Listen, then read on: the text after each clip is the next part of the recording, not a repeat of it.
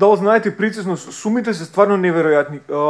Александар Македонски чини над 10 милиона евра.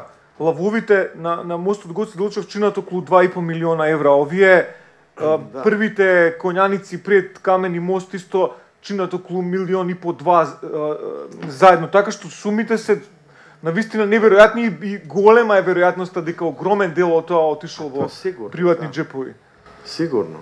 Ali pitanje je što kad dođe, a sasvim sigurno će doći neka komisija koja će tu pročešljati račune, vi ne možete stati, vi morate ući u Europsku uniju, mislim, to je prema tome prije nego kad dođe taj, završni finiš u ulazak, doći će neko drugi koji će češljati vaše račune. Hoće li ovi biti živi ili neće, hoće li otići negdje u Saudijsku Arabiju ili neki drugi dio svijeta, u Rusiju, to je druga stvar, ali će se vidjeti koliko je to koštalo.